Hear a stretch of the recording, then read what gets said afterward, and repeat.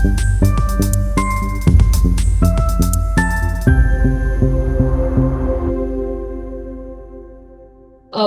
all, I'm Akshara Menon representing Famous Bazaar. I would like to extend a heartfelt warm welcome to all the participants joining us for a year-end episode 10 of Alternate Universe, titled Into the Minds of Family Offices. It's my pleasure to introduce our esteemed speaker today, Mr. Himanshu Kholi, who brings to the stage a wealth experience spanning over 3 decades in investment banking and private banking. As a co-founder of Clyde Associates, Mr. Khoury has played a pivotal role in building an exceptional team of private bankers dedicated to serving distinguished wealthy families across the country. His illustrious journey includes significant stints with esteemed institutions such as Deutsche Bank Private Banking, DSP Merrill Lynch, and London Forfaiting Group. His experience have truly honed his expertise in the intricate world of finance. Mr. Himanshu Kohli's accolade speaks volumes about his impact on the industry. He is recognized as Entrepreneur of the Year for the innovation in the financial services by Entrepreneur India 2023. He has also been honored with an outstanding Young Private Banker Award. In 2019, he was acknowledged as Wealth Management Thought Leader by Association of International Wealth Management of India. Notably, City Wealth UK has acknowledged him as the most prominent Asian leader. Mr. Himanshu holds a prestigious BCom Honours degree from Sri Ram College of Commerce and received his Masters in Finance and Control from University of Delhi. Welcome to the show, sir. Next, let me introduce our esteemed moderator for today's webinar, Mr. Vikaas M Sachdeva. He's an industry stalwart with over 3 decades of experience in asset management business. He's currently the managing director of Sundaram Alternate Assets Limited. A warm welcome to you, sir. Thank you. The next moderator of the session, Mr. Arjun Nagarajan, works at Sundaram Mutual as a chief economist and communications manager. With an initial 3 years in academics, Arjun's career in the equity market spanned over 12 years, of which he has spent over 10 years at Sundaram Mutual. Arjun was part of NITI Aayog's discussion with economists and on topical issues in recent past. With no further delay, I would like to give the podium to Mr. Vikaas, sir. Thank you so much, Akshara, and a very warm welcome to Himanshu. Before I start off, I must also compliment PMS Bazaar for the excellent support they have been giving to us for this particular show. I always request PMS Bazaar to introduce themselves also, but I guess they've reached a stage where they don't need any introduction, so I'm not going to talk too much about them. Talking about introductions, as always, it's my privilege to introduce the person behind the professional, Mr. Himanshu Kohli. I think there are so many things which have already been spoken about you, but we've done some investigation in and around you, just to find out what makes you tick as a person, what are your likes, dislikes, how do people perceive you, and we found some very interesting things. But before that, I think it's amazing that you moved from DSP Merrill to Delhi, and after setting up, after stint in Deutsche, you actually set up Client Associates. This was way back, and I think maybe it was the ebullience of youth or insights of the future or both. I think it has been an amazing sort of journey. I've personally witnessed your journey, and it's very gratifying to see Client Associates grow in stature.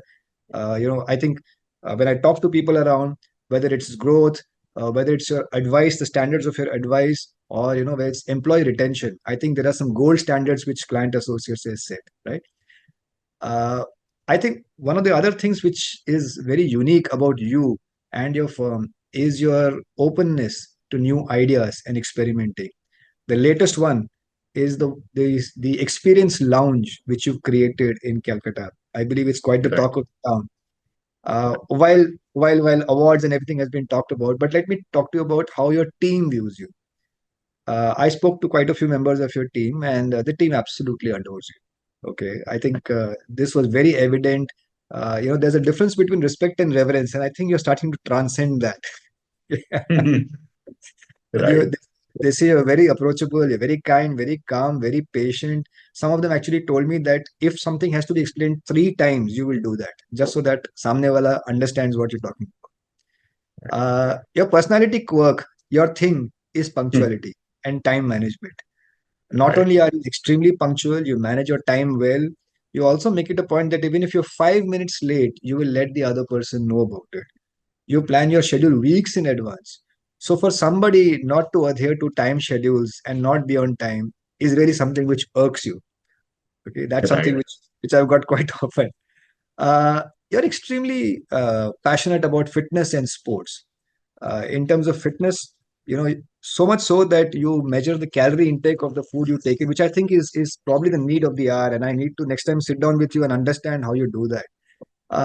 But in terms of sports, going back, if there was one thing you could have done, you would have become a sports person. Uh, Right. you do play 5 or 6 times a week. Currently, racket sport is something which you really like, whether it's table tennis, badminton, tennis, squash. Actually, the only one who's been able to beat you in squash off late has been your son Arjun. Okay, Right. I Right. think the tip of the old block. But you play cricket also really well. Uh, you've been married a blissful 25 years. You recently celebrated your silver jubilee. You have two amazing kids, a daughter age 21 and son age 19. Your better half, Parul, teaches underprivileged kids, and she's been doing that for the last 17 years. It's quite amazing. Right. Uh, your daughter Sanskriti, or Kriti as you call her, is studying at Tufts University in Boston in the US. Son Arjun is at the University of California in San Diego. In 2020, there was an addition to your family, a golden retriever, Right. affectionately called Rio, Right. came to Right. the family and is the apple of everybody's eye, as is expected. Right, golden retrievers are an amazing, and they Right. are amazing company to be with. Your eye for being meticulous is quite talked about in your firm. Not only are you very clear and very particular about how things need to be written, how spreadsheets need to come in, but it extends to what you wear as well. You dress extremely meticulously, as I can see right now, matching your attire for the occasion, which I think is speaks a lot about you. But you're also quite the foodie. You love food. In fact, you keep inviting people home and said, "Come home. I will treat you to the best prawn curry you would have ever." That's Right. that's your comfort food in non-vegetarian. And in Right. veg, it's chole puri, right? Right. Uh, and you enjoy chas with lunch every day. Despite all of that, you're quite fit. So I really need to spend some time with you.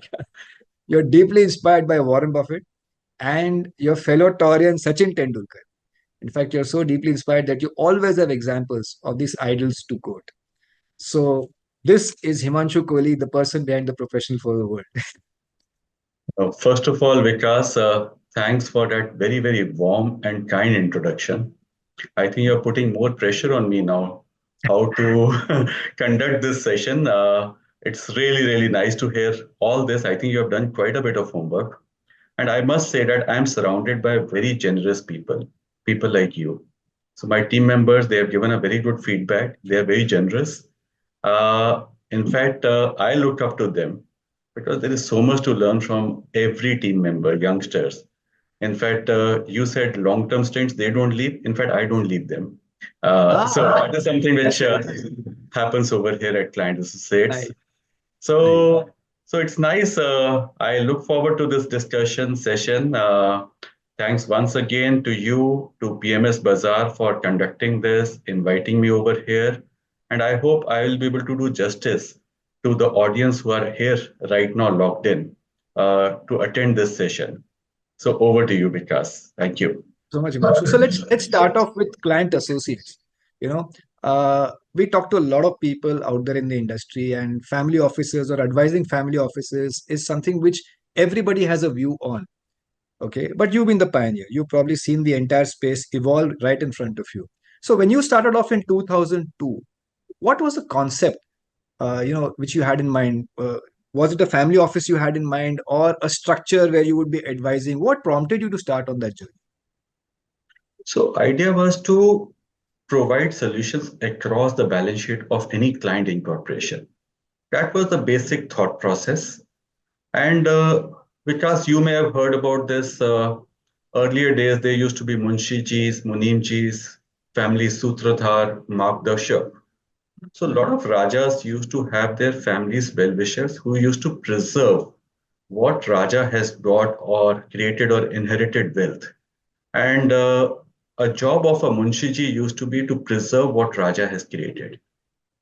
And in the West, quite a number of family offices emerged, which basically focused not only on preservation but growth also.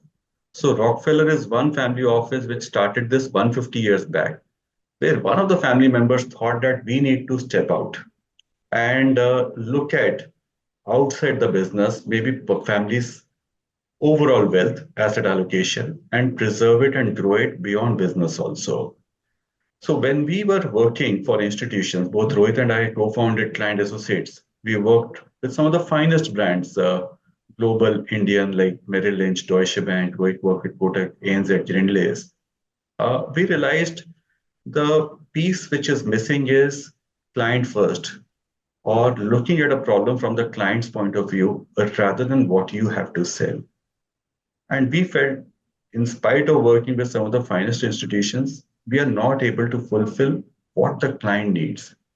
And to make this possible, we need to really step out and become entrepreneurs and start a professional advisory firm, which is where Client Associates was born with the client first approach. Even our name, Client Associates, client comes first. We are their associates who are helping them on their overall balance sheet. So we launched this concept whereby we will work like a private CFO and address the solutions across the balance sheet which the client could have, be it in their financial assets, be it in their physical assets like property, be it in their business assets, be it the succession. And that is how we thought about this subject. It's not that day one we started all this, we built it up over a period of time. So that is something where we came into picture. And also when we were launching, we were very mindful that we have worked with some finest brands. Today, if we have to go independent, it's a profession of trust. Now, trust can come with larger institutions. Being independent, it will not give that kind of a confidence to a large family. So we have to offer value plus, plus, plus. And that's how the concept of family office we pioneered way back in 2002. We are the oldest or the pioneers of this concept in Indian markets. I would say we relaunched it because Rajas they had already launched 𝐀𝐤𝐴 concept. We relaunched this. And today, with the grace of God, with the hard work of our team and good wishes from our clients or partners like yours, because we have become the largest multifamily office in the country today. Wonderful. Wonderful. This is amazing. In fact, I remember long back when I was having a chat with you, I asked you this very question. What differentiates client associates from everybody else? If you can just explain it to me in one sentence. And you were very prompt with your reply. You said that when we are sitting on the table to discuss, we are on the side of the client. We sit on the client side of the table. So that was a very profound statement, but you are just probably Right. articulating a lot better. Thank you for sharing that. But having said that, you were one of the founders. You set quite a few trends. But over the last few years, this entire space has become very competitive. Correct? Especially over the last 2 decades, when you have been, in action here. Uh, Both in terms of investors have become savvy, competition has intensified. How has CA client associates evolved to keep pace with and stay ahead of the times? So again, because you have been in this industry for last 25, 30 years, so am I. And I have seen while I was in a job, there are certain institutions which were very large, globally or within India. If they did not keep pace with the changing times, today you do not hear their brand also. So you have to be agile, you have to be thinking ahead of the curve. So there are certain things where we feel very good that we were the thought leaders. One, the whole concept of trusted advisory, where you can set up your professional enterprise. We were the pioneers. Today, there are at least 1,000, if not 10,000 Mm. people who have become independent and set up the trusted advisory practice. We were the pioneers of family office. Uh, Today, there are a lot of institutions they talked about that they also are a family office or a multi-family office. In fact, the term has become very fashionable. In Mm. 2002, it was even difficult to explain someone what is a family office. We used to talk about financial planning, family office. So sometimes we used to be, clients used to joke, you also help in family planning part of it. So this is something how it has started. We Uh, also pioneered the concept of having real estate advisory. uh, in a wealth management firm, because a lot of our clients used to have a substantial portion of their wealth in physical assets like property. So, so we started the practice of real estate way back in 2005, whereby we can help our clients in aligning their real estate portfolios. We were one of the first ones to start a desk on investment into unlisted side, unlisted direct investments, because a family office may want to allocate 5% of their wealth into new age businesses, which is where a lot of disruption is happening, and they just want to be a part of that story, but they want to go in a very organized way. And that is where we thought there is a clear cut opportunity for us to start this practice. Uh, but their wallet share could be 5%, but their mind share was disproportionately high, 20-25%. We were the first ones to start this practice on succession planning within a wealth firm, whereby you help families think through their succession, be it the private wealth, be it the business wealth, writing their wills, creating trust structures for them. Or even today, families are becoming more global and immigration is becoming a part of every family. So we started this immigration services also within client associates. Acha. We are the first ones, Vikas, to even create a VCC structure, because Indians are very, very aspirational. They want to diversify beyond India. So under LRS, they want to create a portfolio outside India. So we said, rather than just selling a product, let's create a model portfolio of multi-asset classes, multiple geographies, active, passive. And that is where we created a VCC structure based out of Singapore, so that our clients can participate in this. So we have been pioneers in this entire journey. Uh, Very recently, we have also started a complete full-fledged investment bank within clients. Because today, if I look at it, 80 to 85% of our clients' wealth is in illiquid assets, be it properties or be it their businesses. Now, if we are advising only on the liquid, we are only addressing 15 to 20% of their balance sheet, True. maybe 20% of their mind share. Our whole idea is to capture 100% mind share. And by providing solutions across the 100% balance sheet, we capture those needs. So this is how we have been evolving over a period of time. Uh, as we speak today, we are also doing the first closing of our alternate fund, Oh, which is going to invest into Series A and Series B, uh, unlisted space, consumer banking financial services, because that's the space which we have done a lot of work over last 7-8 years. So I would say it's a continuous journey. Like you keep on learning every day. Like Warren Buffett, he kept on evolving, kept on learning, but kept his principles very simple. Sachin Tendulkar evolved from test cricket to one day to 2020 also over a period of time, but basic fundamentals were very, very similar. Similarly, client associates' basic fundamentals are very, very simple, clear. But as time demands, we keep on evolving over a period of time. that's a very elaborate answer. Thank you for sharing. And since you talked so much about family offices, I think Arjun has a couple of questions which he would want to probably deep dive on. Arjun, over to you. Hey, thanks a lot, Vikaas, and thanks, Mr. Kohli. Lovely to have you here. And that's amazing that you had this foresight since 2002, when barely anybody ever talked about family offices to a certain extent. I'll just start off with a quick question on if you can share your experiences with us when you interact with family offices. Are Indian family offices, are they more hands-on, and do they tend to micromanage the operating aspects of the fund, or are they quite similar to global family offices in terms of sort of letting professionals do their thing? How has your experience been with family offices? So, Arjun, I would say we deal with all kinds of clients.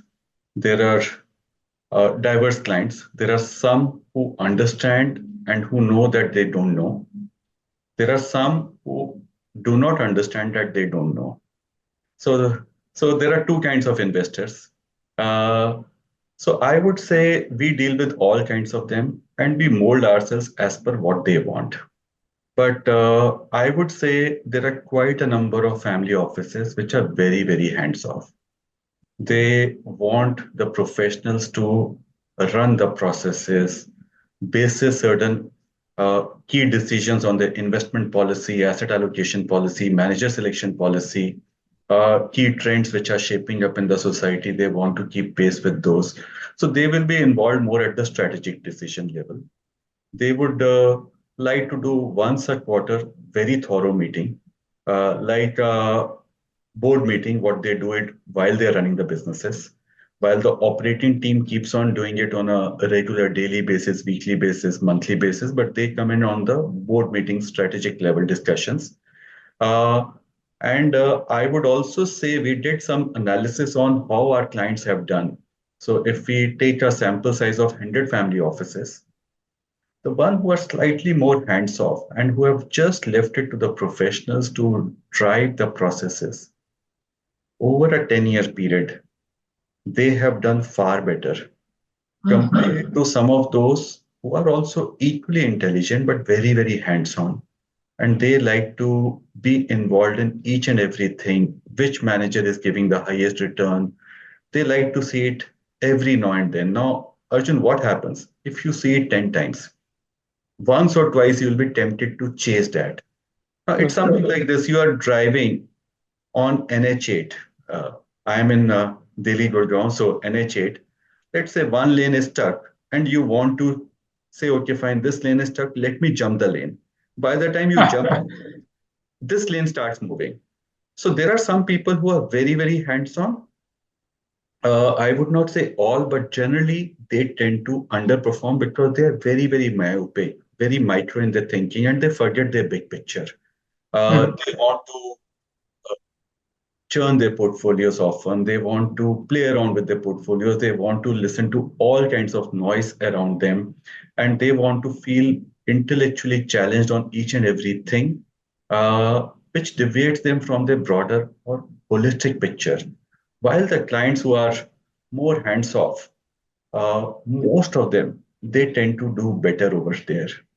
So that's what my experience is. But what we believe is client first. Let the client decide how they want to function.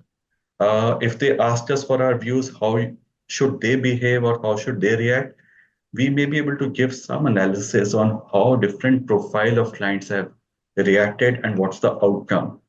But it's very difficult, someone who's very hands-on to remain hands-off or vice versa also. Oh, fair enough. That's a very mature approach in a certain sense, where you're actually allowing the client to sort of decide. Wonderful, wonderful sharing your views. If I had to add another question there, what are the key objectives which sort of differentiate one family office from another? So, like you said earlier, when you answered Vikaas, you said that they aren't exactly the same. They are very different. Do they all look at assets in the same way? Do they does this have a bearing on the attributes displayed by them in terms of investment styles? So if I were to sort of add on to that, so in your opinion, what proportion of them would be looking at succession? How many will be focused on returns with a lot of focus, and how many would just be looking to preserve the wealth that they've sort of created so far? So do you see this differentiation among the client bases that you actually have? So 20 years back when we started, Arjun, we used to say you can make out a difference between a family office in Mumbai or a family office in Delhi, or a family office in Hyderabad, Bangalore, or a family office in Chennai, or a family office in Calcutta. The key differentiator used to be Mumbai used to be slightly more towards equity or public market side. Bangalore, Hyderabad used to be slightly more particular towards unlisted private market side. Delhi used to be more towards property side. Chennai used to be slightly more conservative, fixed income, gold. And Calcutta used to be more towards trading, badla. Those were the primary things which used to come to our mind when we used to look at family offices 15, 20 years back.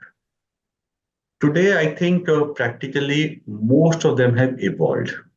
In fact, today, if you ask me, a family office in, let's say, developed part of the world, the US, UK, European countries, or a family office in India think very similarly. because the world has become smaller. There's a flow of information thanks to technology. People have evolved in their thought process. As a result, quite a number of family offices have become very strategic in nature, hands off. They don't want to get into the day-to-day operational part of their portfolios. They want to leave it to the professionals. But having said that, each and every family's profile is different. Their circumstances could be different. Their family structure could be different. Their risk appetite could be different. Their needs could be different. Their time horizon of those needs could be different. So what we do is we try and understand all this like a family's financial doctor, plot everything on a dashboard which gives us a clarity about what is the particular need. It's not that one portfolio or one approach or one asset allocation fits all. It's different buckets customized as per their requirements. On the way, I talked about their risk appetite, family circumstances, family size, their geographies where they are located, uh, business versus physical assets versus financial assets needs. And we customize those things as per them. So I would say it's very, very customized. It's like uh, if you meet a good health consultant or a diet consultant, they will customize the plan as per what everyone's body requires it. Similarly, we also customize it as per each and every family circumstances are or their risk profile is and customize it as per that. Wonderful, wonderful. What I love about your answers is how you actually break it down and so simple, and your analogies are so understandable and relatable to everybody. Wonderful. Over to you, Vikas. Thank you, Arjun. It's interesting, I think most of our listeners would find this uh, sort of orientation towards different asset classes in different geographies. I could relate to what you were saying, Mumbai public markets, property in the north. Uh, Amazing. In fact, I just wanted to ask you a question, Himanshu, that there's quite a bit of conversation nowadays that you hear between families and family offices to relocate outside the country.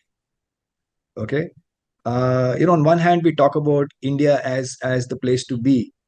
Globally, this is where the action is. On the other hand, a lot of family offices are at least talking. I don't know whether they are doing it about relocating outside the country to a place like Dubai, for example. So, is it a function of tax, ease of doing business, currency, ability to diversify geographically? What is it that is prompting all of these conversations? Could you give us some insight on that? Because what has happened is over a period of time, world has become smaller. You have n number of flights which used to be there 20 years back outside India. Today there are 100 to 200 times more flights. Thanks to technology, world has become smaller. Even COVID brought it even further because people were staying anywhere and they were doing the business like virtually sitting anywhere. Like we are having this meeting today. Maybe 10 years back, this was not even thought about. Today we have 200, 300 people who are attending this meeting from whichever part of the country or world, which was not possible before. So world has become smaller. So today people are saying, yes, there is an opportunity within India. I would rather have an India allocation, India exposure, business in India, and capture this huge opportunity. But maybe my family circumstances or maybe a quality of life, I would like to lead in some other part of the world. Maybe Dubai, maybe US, or maybe some other parts, whichever they find it more suitable, but still do the business and maybe travel once a month or once a quarter and spend about a week to 2 weeks over here and keep on doing this. So we have seen last 4 or 5 years, a lot of people they have become or families have become multi-geography families. So one leg of the family is planning to be outside India. It is also a de-risking strategy because keeping all your eggs in India. Also, maybe thanks to COVID, where there was a lot of emotional trauma, where people were struggling with oxygen, bed, hospital bed, they felt maybe we need to be in some other part of the world. And they could comfortably do business while sitting in another part of the world. Thanks to the air quality in NCR, where people say this kind of an air we don't want to inhale, especially next generation, we don't want to give this kind of an air. We rather move overseas and maybe travel to India for business, or maybe do the business from wherever we are sitting. So yes, families have gone through this evolution. And today you can do business any part of the world, sitting anywhere. And that is something which we have seen clearly in last 4 or 5 years. In fact, I keep sharing my colleague Vinay, who looks at the desk on succession planning and immigration. He is one of the busiest person with us in last 4 or 5 years. Wow. A lot of wills have been written, a lot of health insurances have been structured, a lot of families' constitution or their asset allocation across the globe. A lot of families have taken a residency of some other place, maybe as plan B they have created. They have diversified beyond India. So last 4 or 5 years have been phenomenal as far as the evolution has happened in the thought process of various families. That's an amazingly insightful answer. I'm reminded of this book called Small Data. Okay. Small data is what happens in a human being's mind before it turns out to be big data. So the big data is people are relocating or people are thinking of relocating. The small data is so many such factors which you just talked about. This is amazing. And Right. thanks for that insight. Maybe you could also help me with another insight. One of the things we find is that family offices tend to think that real estate is more of a safe haven wherever they are in the world. Okay, so I think the first line of thinking is, let me just quote unquote secure my future, next generations to come by investing in real estate. Uh, I've seen that in quite a few family offices across the globe, even non-Indian family offices. But my exposure is probably very limited as compared to what yours is. Do you also find this tendency of family offices to move towards real estate as a safe haven or as an investment? So because if we see, Indians have been very, very conservative, and being more conservative also relate with more physical assets, something which they can touch and feel. Like property is one, gold is another example. So traditionally, we have been heavy consumer of physical assets. Not only in India, but whichever part of the world we have gone, Indians have consumed a higher amount of real estate compared to other nationalities across the globe. But that trend is changing.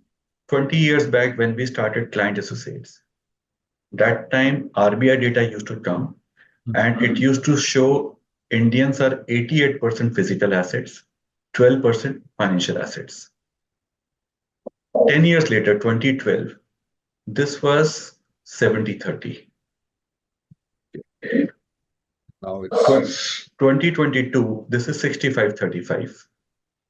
Now, over a period of time, this will move more towards the average of the globe, which is 50-50. Maybe next 10 years, we'll see 50-50 allocation.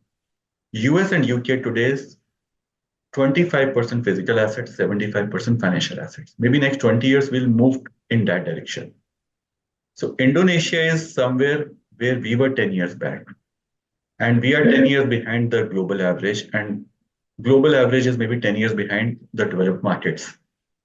So real estate gives comfort, but again, it's not something which the new generation is looking at it. Today, India's household savings is 50% property, 15% gold, which is 65%. 35% is across financial assets, and majority of it is in fixed deposits or contractual savings. There is a very small portion towards equities, and unlisted is almost zero, or outside India is closer to 0%. Now, if someone who is young, let's say 30 years of age, if they invest, let's say 1 crore rupees in this asset allocation, fundamentally, they should be able to compound their money at 7% on a post-tax basis, which means if inflation is 6%, they will create 1% real rate of return. So 1 crore can become 30 crores versus inflation value of 22 crores. So they will create 8 crores of delta over a 50 years period. While someone who invests in a slightly more broad-based, the way family offices are investing, will create 12% kind of a compounded growth rate, 6% real rate of return, and 1 crore has the potential to become 300 crores versus inflation of 22. So they will create almost 278, CR of alpha over the inflation, which is the real rate of return. Now, next generation, or maybe people who are globally traveled, well exposed, how trends are shaping up across the globe, they're shifting more towards financial assets. So real estate is important. It's a key element. Globally, people consume, or as per the World Wealth Report, HNIs consumes 15%. Hmm. India, we are consuming 50%. My sense is we will settle somewhere between 25 to 33% towards real estate. So basically, what I get from you is that incrementally non-real estate, financial assets are growing much faster. So people are probably still investing in real estate once in a while, but their propensity to invest in financial assets is probably 3 times or 4 times more than what it was, which is what is correcting this balance. Would I be right in deducing that?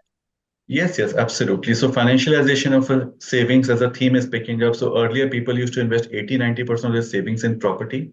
Now it is. Today it 60. could be 30%, maybe 70% is going into financial assets. Got it. That's quite insightful. That's quite insightful. Arjun, over to you. Hey, thanks a lot, Vikaas. I'm actually noting down a lot of nuggets that from what you're Likewise. actually Likewise, what you're when I'm saying. doing that. So you made a mention of a very beautiful phrase, mind share and wallet share. You made a mention of that.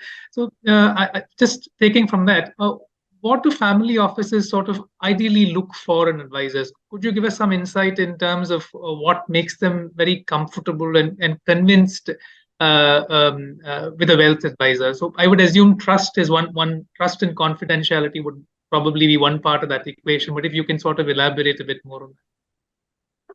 So I would say, Arjun, quite a number of things on qualitative and quantitative side. So if you ask me, family offices are looking at 3 C's.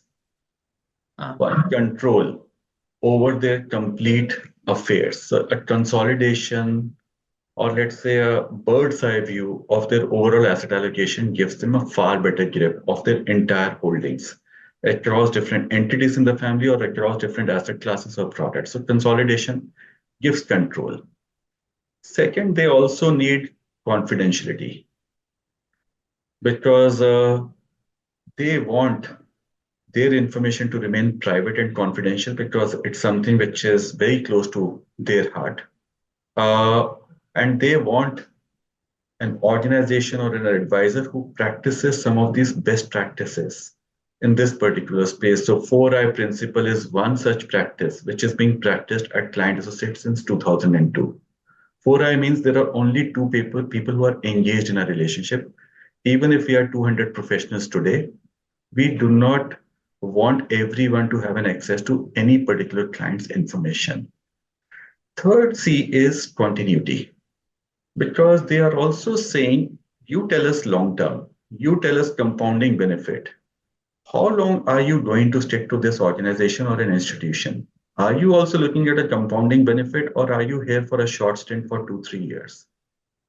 All these 3 C's, control, confidentiality, continuity, gives a lot of comfort. And then, yes, there are definitely things like trust. You have to be comfortable with your family doctor. You should be able to trust. Similarly, financial doctor, you should be able to trust. You should be able to see the unbiased advice which is coming, which is good for a client or client first rather than the advisor first. You have heard of this term called as KYC, know your customer. We also say know your advisor. What kind of a qualification the advisor carries? What kind of a track record the advisor has? How stable the advisor has been at a particular organization or an institution? Can you think of working with this advisor for next 10, 15, 20 years? Can your next generation work with this advisor? Now, all those things are very important. So we feel clients are looking at all these things. And today there are various options. They can go to a very, very large institution, which has a lot of knowledge aggregation, but personalized touch is missing. So they also want personalized, customized approach, which is missing in very large institutions. They can also go to a mom and a pop shop which is independent financial advisor, 1, 2, 5, 10 people. Their personalized touch is there, but knowledge aggregation is missing. So clients like to actually go to a boutique which has 50, 60 very senior people, maybe 100, 200 overall strength, where there's a lot of knowledge aggregation. But then the approach to do business is very, very customized and personalized. So they want to see what is the size of relationships you are managing, how many clients you are managing, what is the time allocation you can give towards each and every relationship, what is your knowledge qualification, what is your experience, have you seen different cycles of the market, or you have only seen like last 3 years, maybe they have only seen the bull market. Now, if tomorrow the cycle reverses and equity market falls, whether you have the experience to handhold clients at that point in time, whether you have the experience to take the right kind of calls at that point in time. Because as we say, health is very important. People want to live long and a healthy lifestyle. Similarly, wealth is something which is very close to people's heart. They want their wealth to be in the right hands, safe hands. Like a lot of times clients tell us, if something happens to me, I tell my family members which office to approach. Now they are trusting their wealth with us.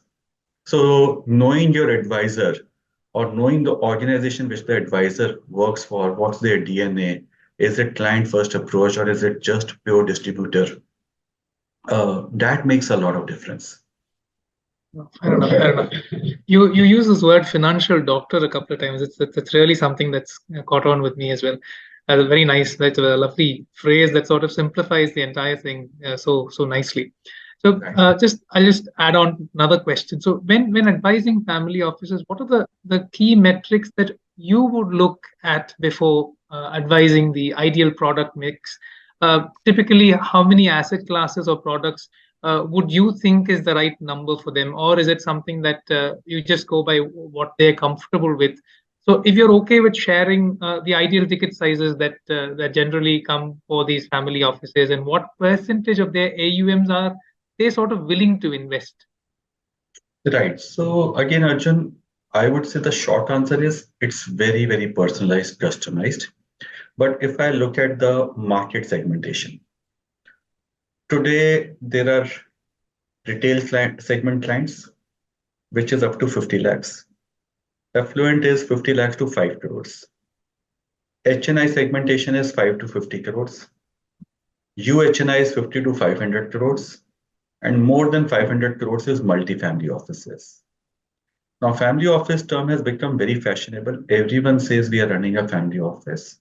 But again, there is a certain segmentation which requires family office services. Now, what we do is we try and understand the risk profile of each and every family, whether they are more preservation mode, whether they are more in a growth mode, or it's a combination, or maybe different segments of the family or different pools of families' wealth have different objectives. Then we customize it as per the family members or different pools and arrive at the strategic asset allocation for the overall family. And then we design the model portfolio for each and every asset class. So depending if it's a multiple asset classes, maybe clients can have about 20 different managers or products with 5% exposure to each and every product is a reasonable thing. But if it's one asset class, maybe 7 to 8 ideas will be good enough. But if there is someone like I know a family office which has 1,000 crores plus of wealth. Earlier, they used to say, okay, fine, if PMS has a minimum of 50 lakh rupees or AIF has a 1 crore, let's start with only minimum size. And they used to spread it out across hundreds of ideas. And that is over diversification. They lose the significance. They will get average returns. They'll not get alpha. And over a period of time, they have become slightly more sharper. They have become slightly more rational over their thinking. So they may say, okay, fine, if 5%, maybe if I have 1,000 crores, I need to look at 50 crores per investment idea on an average. And that would be 25 to 75 crores. That's the range, depending on that asset class, the depth of that asset class, the managers, AUM which they're managing, they will customize it as per that only. Fair enough. Well, wonderful, wonderful. Thanks a lot. Over to you, Vikas. I think you had a lot of questions on the information overload in the market in a certain sense. Thanks. Thank you, Arjun. I'm seeing a lot of questions coming in from the audience also. So I'm just going to ask you last couple of questions before we move to the audience questions. Uh, there's a lot of conversation at this point of time around gift city. A lot of family offices we talk to, or a lot of advisors we talk to, this just comes into the conversation. What is your view? If you were to advise an Indian family office, a global family office about gift city, could you just give some insights, your view about gift city? So because there are a couple of trends which are happening today in HNI or family offices investments. One of the trends which family offices are seeing is diversify beyond India. Now, keeping all your eggs in one basket is not the best of thing. Be it your business or be it a particular country, we are all very bullish on India per se. So because when you and I, we started our careers, India was not even the top 10 economies in the world. And our dream used to be at some point in time, if India become a bigger economy than UK, I think it will be a moment of pride, which has happened because UK ruled over us for so many years. Today, even a prime minister in UK is an Indian. But our thought was, if we can overcome that. Now, next generation, my kids for sure, let's say when they will be starting their careers, and by the time they are in their 50s or 60s, India will be a bigger economy than US. So I'm extremely bullish on India. I feel this is the place where one has to be and one has to build their careers or businesses or professions in this country because it's like investment into equities versus like investment into a fixed income, which is what India versus US will be. But having said that, even if India is one of the best opportunities to invest today, we must and we should diversify beyond India because it's not for returns, but it's for risk mitigation. When 10 years back, this government came into picture, the LRS, which is liberalized remittance scheme, where an individual can invest $250,000 per annum outside India in a financial year, the total investment which was happening was about $1 billion from India. Last year, it was $19 billion, more than $1 billion per month. I'm sure this number will increase and it will go more than $1 billion per week over a period of time. It's just a matter of time. So Gift City actually is an enabler to do that.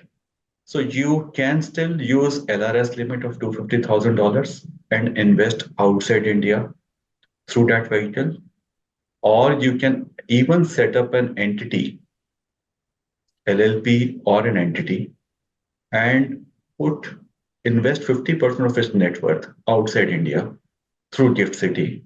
That is something which is a vehicle which is there. And there are some big industrial houses, big family offices, which are exploring this window very. So Catamaran, for example, there was news that they are looking at. Mukesh Ambani has set up his family office in Singapore. I'm sure there will be many more families which will follow this. But today, if you go even the other way around, if you go and speak to investors who are sitting in other parts of the world and ask them, which are your top 3 picks in terms of asset allocation in different countries? I would say because 8 or 9 out of 10 people will always pick India as their top 3 picks. 8 or 9 of them. So I went to Israel before this attack happened. I spoke to some Israeli institutions. They are saying we are exploring or we have started investing in India. US, you go to, the perception has changed dramatically in the last 5 to 10 years. Everyone wants India to be a part of their allocation. And Gift City is a vehicle which will actually do this, enable this. So you heard about Mauritius, you heard about Singapore, Dubai as places where people were using to get into India. But now maybe our leadership wants Gift City to give competition to these places. So it will facilitate a lot of cross-border between India and other parts of the world. So you will see outward also and inward also interest coming in through this Gift City. I completely second your point. In fact, I must also tell our listeners and viewers that if you have a chance, you should go and visit Gift City. It's coming up beautifully. It's an amazing place. While people globally are still getting to know about Gift City, I think it's probably more known in and around India, in the Middle East, in Singapore, and not as well known in places like London.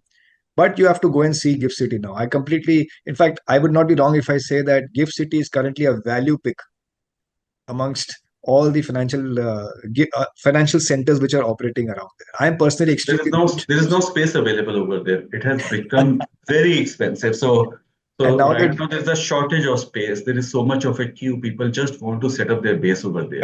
agreed. In fact, now that liquor is also being served in Gift City, I think that expands the scope quite a bit. My last question to you, and I think some part of it Arjun has already asked. Uh, there's an overload of information in social media.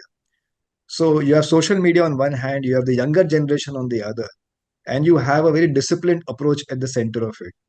Uh, what are the key challenges? You want to follow a pre-decided approach, a central approach, a processized approach, but you have somebody from the younger generation coming and saying, "Listen, I read on social media that you should be looking at this, you should be looking at this." How do you handle these sort of conversations? What's your insight on that? So I would say right now it's social media. Huh. At some point in time, because you used to see all these channels. 3 days market goes up, everyone's tone used to change. Correct. 10 days market falls, everyone's tone used to change because they used to produce more masala news which can get more eyeballs. And a lot of people used to get swayed by those market news or noise, I would say, rather than the news. And they used to chase different things which were either going bad or going very good. So I would say this is something which trend has changed. People have moved from mainline stream media to social media. Uh, but this noise has always been there. And today, any client's potential or any successful investor's potential to achieve the desired returns and what they actually achieve is a lot of it depends on their emotions, emotion of greed or fear. If they can have the ability to avoid the noise and absorb it or maybe take advantage of the noise. So let's say today if market is rising, mid caps have risen so well, small caps have done the best in this particular calendar year. People want to increase their allocation towards equities because all social media, everything is pro India, pro Indian markets, pro small cap, and within equities they want to increase their exposure towards small cap. While a disciplined investor will say, okay, fine, if I had 50% allocation towards equities and today it has become 60, let me rebalance and come back to 50. And if I'm paying 10% expensive valuations for the market, rather than 50, I will come to 45%. So book 15% profits, 5% systematically go back to my policy statement of 50%. And if I'm booking profits, I'll book more from small caps rather than large cap because they had a huge run. So a disciplined investor will follow the processes. And I would say it's only the age which will teach you.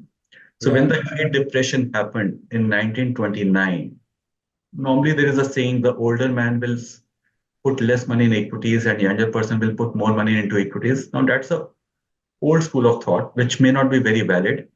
But that time what happened, because if you just look at various profile of investors, how they invested, people who were in their 20s, who were first time investors, when the great fall happened, they just moved out of equities because they thought the world has come to an end. Similarly, COVID happened, quite a number of youngsters, first time investors, they just moved out of equities.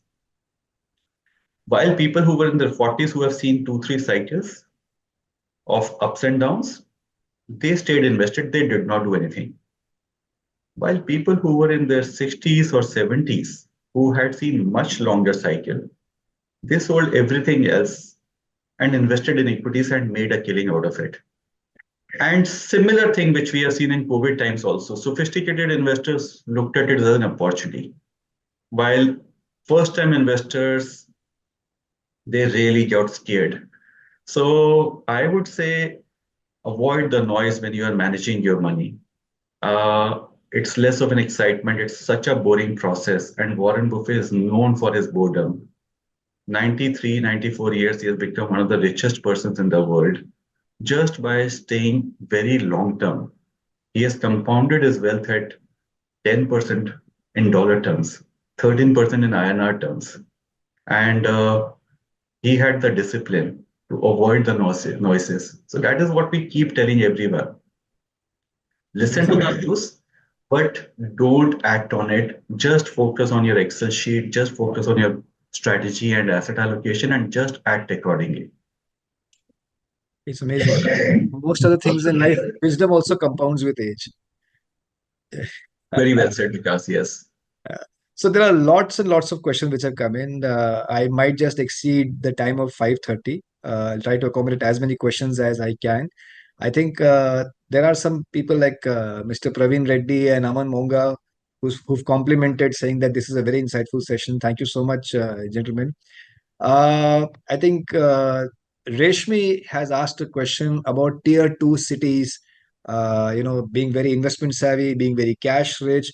What is the propensity of family offices or advising family offices there? Is it very widespread? If you could just give some insight. Tier two cities, cash, family offices, are they doing well? So, very interestingly, Vikas, last 18 to 20 months, I've done a lot of Bharat Darshan. Okay. I've traveled to different cities, did a lot of sessions on the trends of investments in family offices or HNIs. And there are a couple of things which I would talk about. In fact, you mentioned about my love towards sports. What I have seen in tier two, tier three cities, what is happening over there is absolutely very, very exciting. The amount of wealth which is getting generated over there, it's phenomenal. So everyone just keeps going to Delhi, Mumbai, or Calcutta, Hyderabad, Bangalore, Chennai. But there's so much of wealth creation which is happening all over the country today. And there is a huge opportunity which is lying over there. And I'll relate this with the example of cricket. There was a time when Indian team, there used to be quota system. Mr. Sunil Gavaskar, very well respected batsman, is the captain. Quota hai, 4 or 5 people from Mumbai will be there, 3 people from Delhi, 1 each from Calcutta, Hyderabad, Bangalore, Chennai. And that used to be the constitution of T11, or playing 11 or 12 with extra man. And if you see, the approach of cricket used to be, we have to preserve. If we draw a match, it used to be celebrated like a victory. Forget winning. Drawing a match was celebrated like a victory. Interesting. Look at last 10, 15 years, maybe thanks to IPL. Today, there is no quota system because it's pure merit. You will have maybe 1 or 2 people from each of these metro cities, but there are people from all over the country, whether tier 2, tier 3, tier 6 cities. They are coming into playing 11. And today the approach is, if India draws a match, it's like you have lost it. Yeah. It's very rare, like yesterday India lost to South Africa. But hearing a match where India is losing today, even a draw is considered as a loss. I think that's the mindset which has changed. So when anyone looks at today, HNIs, UHNIs, if they just stick to tier 1, 5 or 6 cities, I think they will go wrong. There is so much of a wealth creation which is happening in tier 2, tier 3 cities. And there is a huge opportunity for wealth managers to visit these cities because people over there, they are also widely traveled. They have seen how investors across the globe are investing, how their peers in other parts of the countries are investing.